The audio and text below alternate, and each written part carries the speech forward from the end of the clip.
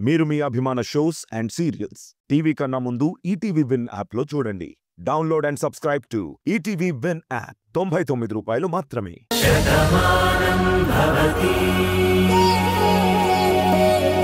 నీ ప్రాణమే తీయాలి అనుకుంటే నేను ఇన్ని ప్లాన్స్ చేయాల్సిన అవసరం లేదు. నువ్వు అందరికీ చూపించే ఆ నరకం నువ్వు చూడాలి అని నేను కోరుకున్నాను కాబట్టి నిన్ను ఇంతలా టార్చర్ పెట్టాను. కానీ నువ్వు ఒక మాట అడిగావు కదా, అందుకే మనసుతో ఆలోచించాను. నువ్వు ఈ పని చేస్తే జరిగే పెళ్లికి నేను అడ్డు రాను.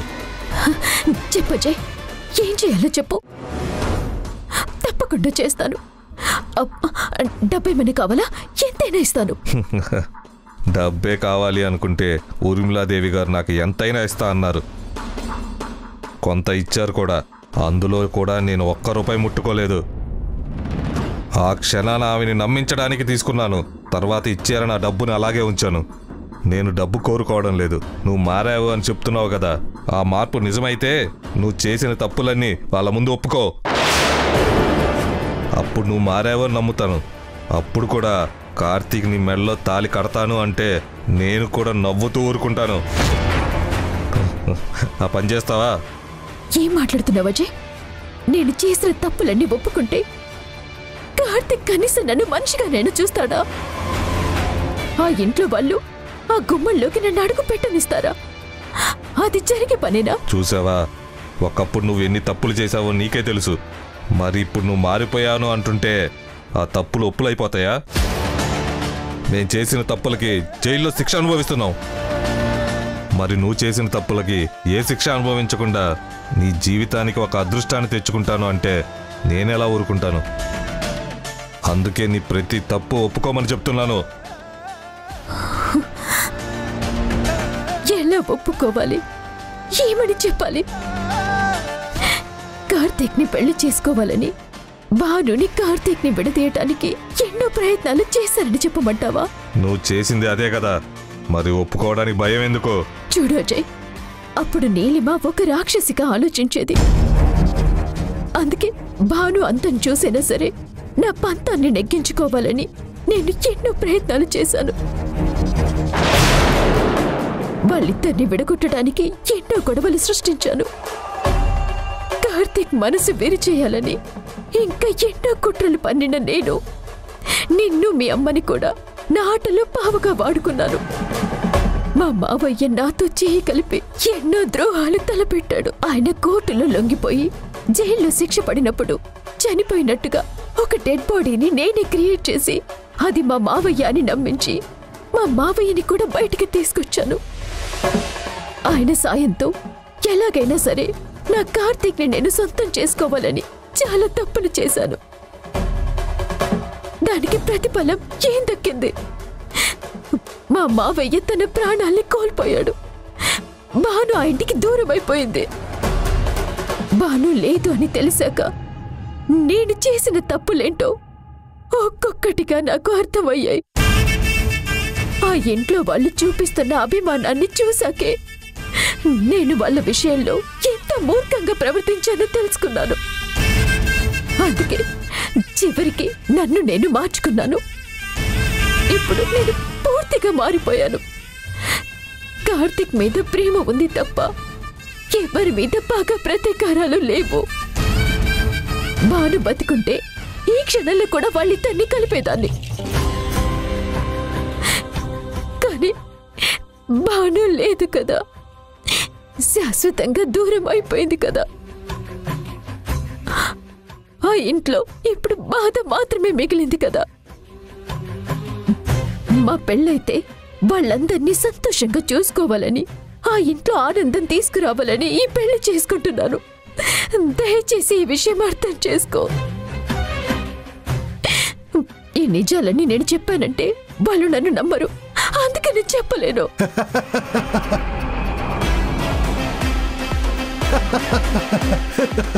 ఎందుకలా నవ్వుతున్నావు? ఏం జరిగింది? నీ నవ్వులో ఏదో తేడా కనిపిస్తోంది. మళ్ళీ ఏదైనా ప్లాన్ చేసావా? దయచేసి చెప్పు. నీ నుంచి ఏ నిజాలైతే రాబట్టాలనుకున్నానో ఆ నిజాలన్నీ నీ నోటితో నువ్వే చెప్పావు. నువ్వు వెళ్ళొచ్చు. ఇవన్నీ నీకు తెలిసినవే కదా. మళ్ళీ నా నుంచి రాబట్టాలని ఎందుకు అనుకున్నావు? అంటే ఎవరైనా పిలిచావా? ఎవరిని పిలవలేదు. నువ్వు వాళ్ళ ముందు తప్పు ఒప్పుకోవు, పెళ్లి జరిపించాలి అనుకుంటావు. అందుకే నీతో మాట్లాడుతూ నువ్వు చెప్పిన ప్రతి మాట ఈ ఫోన్లో రికార్డ్ చేశాను. నువ్వు చేసిన ద్రోహాల వరకు ఉంచి నువ్వు మారిన విషయాన్ని డిలీట్ చేసి ఈ వీడియోని నేను వాళ్ళకి చూపిస్తాను. అప్పుడు ఈ పెళ్లి నువ్వు ఆపక్కర్లేదు, వాళ్ళే ఆపేస్తారు. నీ బ్రతుకు ఏం జరగాలో అదే జరుగుతుంది. ఏ కార్తీక్నైతే నువ్వు మనస్ఫూర్తిగా ప్రేమించావో, ఏ ఇంటి గురించి అయితే ఆలోచిస్తున్నాను నటిస్తూ నువ్వు నా దగ్గర చెప్తున్నావో, ఆ కార్తీక్ నీ పళ్ళు రాలగొట్టి ఆ ఇంటి వాళ్ళే నిన్ను మెడ పట్టుకుని నడి రోడ్డు మీద గెంటేస్తారు. నీ బతుకు రోడ్డు పాలవుతుంది. మా అమ్మని జైలు పాలు చేసినందుకు నేను నీకు విధిస్తున్న శిక్ష అది. నువ్వే నాకు ఇచ్చిన ఆయుధం ఇది.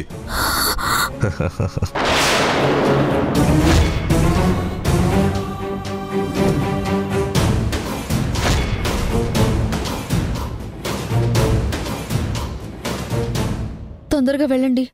అక్కడ మురారి గారికి ఎలా ఉందోనని నాకు చాలా భయంగా ఉంది. నా తమ్ముడు గురించి నువ్వు భయపడుతున్నావు. వాడు బాగానే ఉన్నాడు, కానీ కాసేపట్లో నువ్వే మృత్యువు నోట్లోకి వెళ్ళిపోతున్నావు. నిన్ను తన కంటికి రెప్పలా కాపాడుకుంటున్న తమ్ముడు కూడా ఇప్పుడు నువ్వు కన్ను ముయ్యకుండా ఆపలేడు. తొందరపడకు రాదా, మనం వెళ్ళిపోతున్నాం.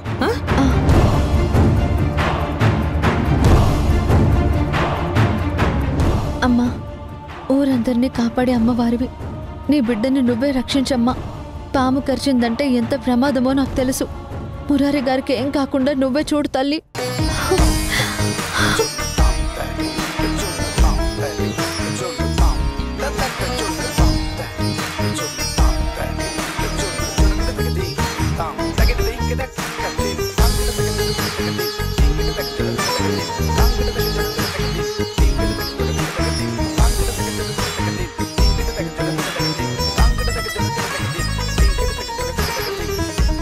ఇదేంటండి, మనం గుడికి కదా వెళ్ళాలి, మరి ఇక్కడికి తీసుకొచ్చారేంటి? ఈ రుద్రప్ప ఇంకా రాలేదేంటి? ఇక్కడికి రాదని తీసుకొస్తున్నాను అన్నప్పుడు వాడు ముందే రావాలి కదా. ఇప్పుడు ఏదో ఒకటి చెప్పి మేనేజ్ చేయాలి. ఏవండి, మిమ్మల్నే అడుగుతూ ఉంటే చుట్టూ దిక్కులు చూస్తారంటే మనం గుడికి కదా వెళ్ళాలి. నిజమే రాదా, గుడికే వెళ్ళాలి. కానీ ఆ అమ్మవారి దగ్గరికి వెళ్లే ముందు నేను నిన్ను క్షమాపణ అడగాలి. నీతో మనస్ఫూర్తిగా మాట్లాడాలి. అందుకే ఇక్కడికి తీసుకొచ్చాను. ఏం మాట్లాడుతున్నారండి మీరు? అక్కడ మీ తమ్ముడికి పాము కరిచింది, ప్రాణాపాయ స్థితిలో ఉన్నారని మీరే కదా చెప్పారు. ఇలాంటప్పుడు నాతో మాట్లాడాల్సింది ఏముంటుంది? ముందుకరి నుంచి వెళ్దాం పదండి. ఒక్క నిమిషం. ముందు మనం అక్కడికి వెళ్ళాలి. మురారి గారికి ఏమి కాకుండా కాపాడుకుందాం. ఏ విషయమైనా తర్వాత మాట్లాడదాం. ముందు కారు ఎక్కండి, పదండి. భయపడకు రాదా, తమ్ముడు అమ్మవారి సమక్షంలో ఉన్నాడు. అక్కడ ఊరు జనం కూడా ఉన్నారు. వాడికి ఏమీ కాదు, వాళ్ళందరూ చూసుకుంటారు. అయినా ఆ తల్లి మా కుటుంబాన్ని కాపాడుతుందని అందరికీ తెలుసు కదా. ఇంకా నీకు భయం ఎందుకు? నేను తీరని ద్రోహం చేశాను నీకు. అందుకే నీతో మాట్లాడాలనే ఇక్కడికి తీసుకొచ్చాను. అసలు మీరేం మాట్లాడుతున్నారో ఏం చేస్తున్నారో నాకు అర్థం కావడం లేదు. అమ్మవారు కాపాడడం ఏంటి? అమ్మవారు కాపాడుతుందన్న ధైర్యం ఉంటుంది, మంచిదే. కానీ మన వాళ్ళకి ఏవైనా అయినప్పుడు వాళ్ళని చూసుకోవడానికి మనం కూడా దగ్గర ఉండాలి కదా. మనకు ఆందోళన ఉంటుంది కదా, అదెందుకు మీరు అర్థం చేసుకోవట్లేదు? ముందు వెళ్దాం పదండి. రాధా, నీకు మేమన్నా మా కుటుంబం అన్నా ఎంత ఇష్టమో నాకు తెలుసు. నువ్వు మాకోసమే పుట్టావని ఒక్కోసారి నాకు అనిపిస్తూ ఉంటుంది. కాని ఎంతో మంచి చేసి నిన్ను నేను ఎంతగానో బాధ పెట్టాను. నీ మనసుని ఎంతగానో క్షోభ పెట్టాను. నీకు మానసికంగా ఎంతగానో నరకం చూపించాను. నా మాటలతో చేతలతో నిన్ను చిత్రవద చేశాను. అయినా సరే నువ్వు నన్ను క్షమించావు. నా నిజస్వరూపం ఇది అని ఏ రోజు నువ్వు మా ఇంట్లో బయట పెట్టలేదు. ఒక విధంగా నా కంటి ముందు కనిపించే దేవతవనుకున్నాను. ఏం చేస్తే నేను నీ రుణం తీర్చుకోగలను? చూడండి, ఇప్పుడు మనం మాట్లాడుకోవాల్సిన మాటలు ఇవి కాదు. మీ కుటుంబం నా మీద ఎంత అభిమానం చూపించిందో అదందరికీ తెలుసు. ఇప్పుడు అవన్నీ ఎందుకు? మీరు కూడా నా మీద ఇప్పుడు అంతే అభిమానాన్ని చూపిస్తున్నారు కదా. మురారి గారు, మీ అమ్మగారు, సత్య ఇలా ప్రతి ఒక్కరూ నన్ను కంటికి రెప్పలా కాపాడుకుంటున్నారు. అవన్నీ ఇప్పుడు ఎందుకండి? ముందు మనం గుడికి వెళ్దాం పదండి. వస్తామాను గుడి గుడి అంటావేంటి? నిన్ను గుడికి తీసుకెళ్ళడానికి రాలేదే, నీ జీవితాన్ని కుడి కట్టించటానికి తీసుకొచ్చాను. ఇంకా రుద్రప్ప రాడేంటి? వాడు వచ్చే వరకు నాకు ఈ నరకం తప్పదు. మీరు రండి. నన్ను క్షమించు రాధా. ఏవండి, ఏం చేస్తున్నారు? లేదు రాధా, ఏం చేసినా కూడా నేను చేసిన పాపం పోదు. నీ కాళ్ళు కడిగిన నీళ్లు నెత్తి మీద చల్లుకున్నా కూడా నేను చేసిన అన్యాయం తీరిపోదు. ఒకటా రెండా ఎన్నేం చెప్పాలి? లెక్కలేనన్ని తప్పులు నీ విషయంలో నేను చేశాను. అందుకే ఇంతలా ప్రాధేయపడుతున్నాను. అందరి ముందు నిన్ను క్షమాపణ అడగాలంటే నా మనస్సాక్షి ఒప్పుకోవట్లేదు. అందరూ నన్ను చిన్నచూపు చూస్తారేమోనన్న భయం ఉంది. అందరి ముందు నేను నీ కాళ్ళు పట్టుకుంటే ఆ ఇంటి ఆడపిల్ల ఇలాంటి పని చేసిందా అని, నా తల్లి నా మీద ఎక్కడ కోపం పెంచుకుంటుందోనని నాకు చాలా బాధగా ఉంది.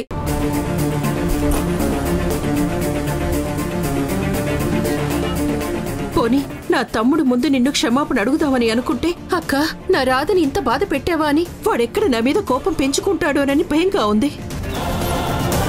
పోనీ నా భర్త ముందు నా కూతురు ముందు నిన్ను క్షమాపణ అడుగుదామని అనుకుంటే, ఎంత వయసొచ్చి ఇన్ని తప్పులు చేశావు, ఇప్పుడు రాధకి క్షమాపణ చెప్పాలని చూస్తున్నావా? అసలు మనిషివేనా అని వాళ్ళన్న అసహించుకుంటారేమోనని భయంగా ఉంది. అందుకే ఎవరూ లేని చోట, మనిషి అన్నవాడి ఉనికి లేని చోట ఇక్కడ నిన్ను క్షమాపణ అడుగుతున్నాను. నన్ను క్షమించు రాధా. నేను చేసిన తప్పును మన్నించు. నన్ను కూడా ఒక మనిషిగా గుర్తించు. Please Radha, please.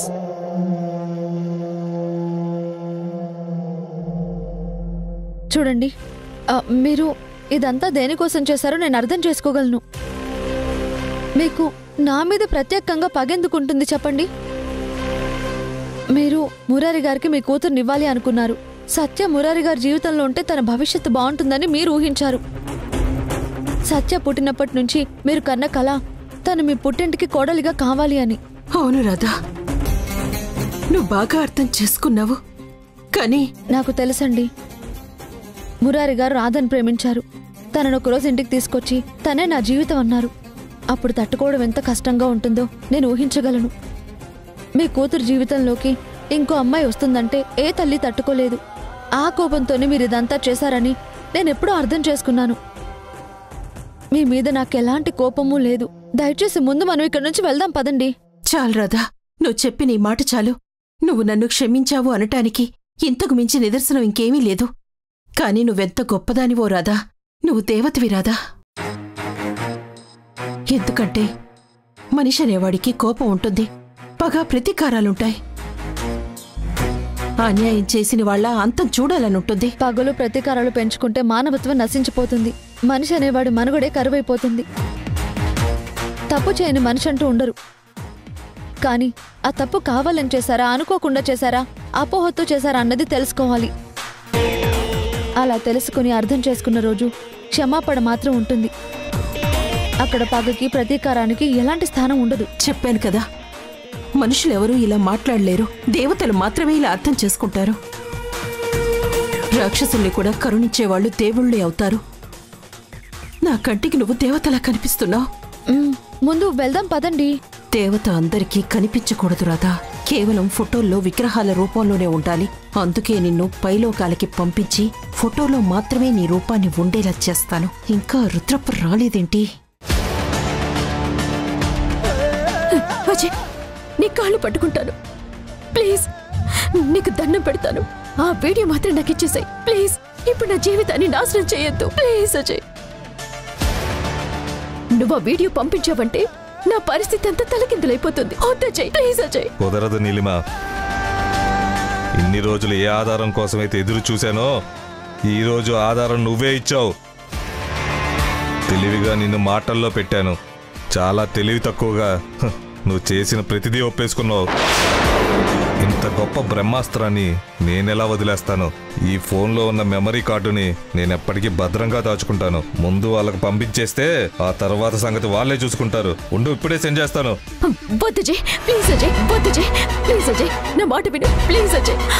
వద్దు అజయ్, ఇచ్చేసే అజయ్. అజయ్ వద్దు అజయ్ ప్లీజ్ అజయ్. అజయ్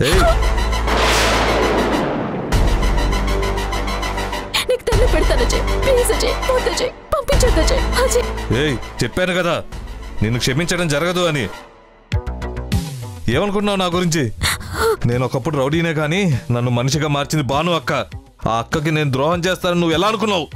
అజయ్ అజయ్ ఆ ఇంట్లో అక్క స్థానం అలాగే ఉండాలి, నీ స్థానం రెడ్డి రోడ్డు మీద ఉండాలి. దీనికి 2 కారణాలున్నాయి. ఒకటి, నాకు జన్మనిచ్చిన తల్లిని నువ్వు బాధ పెట్టావు, దాని ప్రతీకారం ఇది.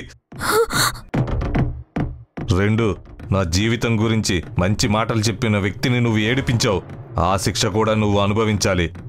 అందుకే నీ బతుకు బస్టాండ్ అవడం జరిగి తీరుతుంది. ఇప్పుడే ఈ వీడియో ఎడిట్ చేసి పంపిస్తాను.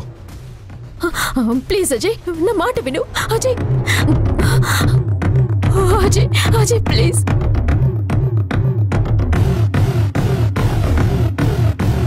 ప్లీజ్ అజయ్ అజయ్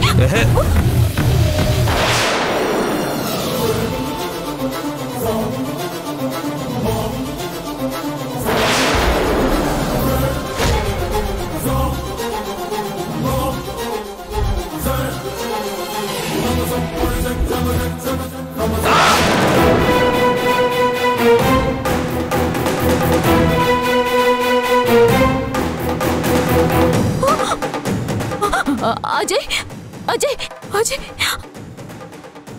అయ్యో మరి ఎంత పని చేయించావురా? వద్దు వద్దని నేను వేడుకుంటున్నా, నువ్వు నా మాట వినిపించుకోలేదు, నాకేదేమో తప్పలేదు. సారీ అజయ్ నన్ను క్షమించు. అయ్యో వీడు కదలట్లేదేంటి?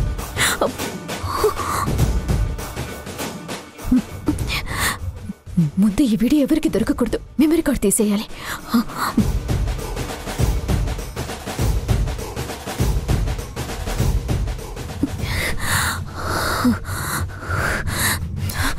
అమ్మయ్య మెమరీ కార్డ్ అయితే తీశాను, ఇంకా ఈ వీడియో ఎవరికి దొరకదు. అయ్యో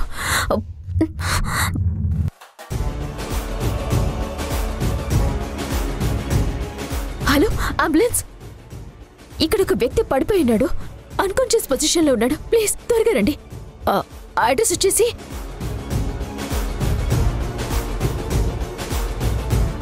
త్వరగా రండి.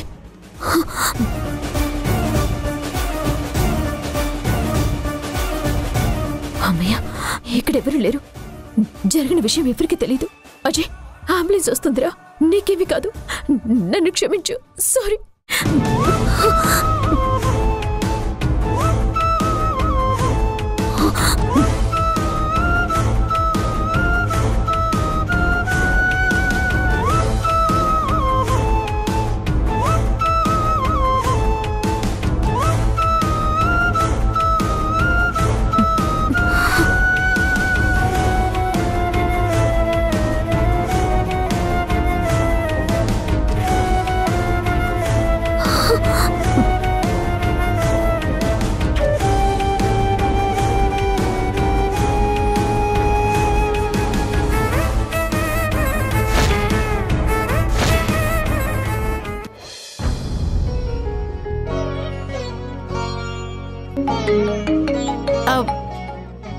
సత్య మీరు వచ్చేసారా? ఇదిగో నేను లొకేషన్ పెట్టాను, డైరెక్ట్ గా మీరు ఇంటికి వచ్చేసేయండి. ఇంటి దగ్గర పెళ్లి జరుగుతోంది. సారీ ఆంటీ, మేమెవరం రావడం లేదు, అది చెప్పడానికే మీకు కాల్ చేశాను. అదేంటమ్మా, మీరందరూ వస్తారని మేమందరం ఎంతగానో ఎదురు చూస్తున్నాం. ఏమైంది, ఎందుకు రావడం లేదు? ఇంటికొచ్చి కార్డేం ఇవ్వలేదని మీ అమ్మమ్మకేమైనా కోపం వచ్చిందా? అయ్యో అదేం లేదంటీ, ఈ పెళ్లికి రావాలని మా అందరికీ కూడా ఉంది. మిమ్మల్ని అందరినీ చూడాలని, మీలాంటి మంచి వాళ్లతో పరిచయాలు పెంచుకోవాలని అమ్మమ్మ కూడా అనుకుంటుంది. మరి రావటం లేదని చెప్తున్నారు, వేరే ఏదైనా కారణం ఉందా? చెప్పాను కదా ఆంటీ, మా రాధకి డెలివరీ టైం. ఈ రోజు తనని హాస్పిటల్లో జాయిన్ చేయాలని డాక్టర్ కూడా చెప్పారు. అవును కదా, ఆ రోజు మా అన్నయ్య నాతో చెప్పారు, తనకి డెలివరీ సమయం దగ్గర పడిందని మీ అమ్మమ్మ చెప్పారు అని. ఓ ఈ రోజేనా? అయ్యో, ఒక్క 2 రోజులు వాయిదా అయితే మీరు ఆ అమ్మాయిని కూడా తీసుకుని ఇక్కడికి వచ్చేవారు. తను కూడా ఈ పెళ్లి చూసి ఎంతో ఆనందించేది. చెప్పాను కదా ఆంటీ, అందరం రావాలని అనుకున్నాం, కానీ ఈ రోజు ఈ పరిస్థితి వచ్చేసరికి రాలేకపోతున్నాము. అందుకే ఒకసారి మీకు ఫోన్ చేసి చెప్దామని చెప్తున్నాను. ఆంటీ, రాధని ఈరోజే హాస్పిటల్కి తీసుకెళ్తున్నాం. ఈరోజే తనకి డెలివరీ అవుతుందని డాక్టర్ చెప్పారు. ఆ సమయంలో తనకి గతం గుర్తొస్తుందేమో అని మావయ్య కూడా ఎంతగానో ఎదురు చూస్తున్నాడు. మంచిదే కదమ్మా. పాపం తనకి తనేంటో తెలియక ఆ అమ్మాయి ఎంత ఇబ్బంది పడుతుందో. తన వాళ్ళని కూడా గుర్తుపట్టలేనటువంటి పరిస్థితిలో ఉండటం అనేది ఎంత నరకమో కదా. ఊహించుకుంటేనే బాధనిపిస్తుంది. చూడు, తప్పకుండా ఆ అమ్మాయికి గతం గుర్తుకు రావాలి. తన వాళ్ళందర్నీ కలుసుకోవాలి. ఏ ఆనందాన్నైతే తను మిస్ అయిందో అదంతా కూడా తన సొంతం కావాలి. అదే ఆంటీ మేము కోరుకుంటున్నాము. తనకి గతం గుర్తొచ్చింది అంటే మావయ్యని గుర్తుపడుతుంది. వాళ్ళిద్దరూ హ్యాపీగా ఉంటారు. అదే జరగాలనుకుంటున్నాను. అందుకే ఈ పెళ్లికి రాలేకపోతున్నాము. ఏమీ అనుకోద్దని అమ్మమ్మ మీకు చెప్పమంది. పర్వాలేదమ్మా, నేను అర్థం చేసుకున్నాను. కానీ తన డెలివరీ పూర్తయిన తర్వాత మీరందరూ కలిసి మా ఇంటికి తప్పకుండా రావాలని అమ్మమ్మకి నేను చెప్పానని చెప్పు. పెళ్ళైపోయిన తర్వాత నేను కూడా మీ అమ్మమ్మకు ఒకసారి ఫోన్ చేస్తాను. సరే ఆంటీ, ఉంటాను. మా తరపున వాళ్ళిద్దరికి ఆల్ ది బెస్ట్ చెప్పండి. అలాగేనమ్మా. ఆ, అమ్మమ్మా, రాధా రాధా రాధా రాధా రాధా ఎక్కడికి వెళ్ళింది?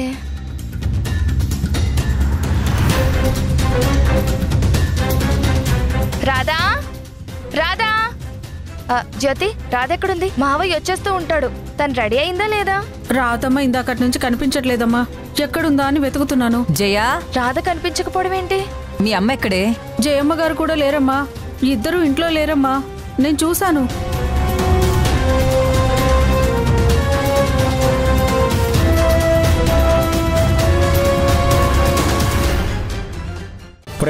ఈ పాటికి ఫోన్లో సిమ్ వేసుకునే ఉంటుంది.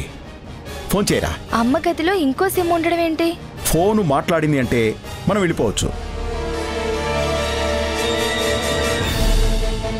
జయప్రద,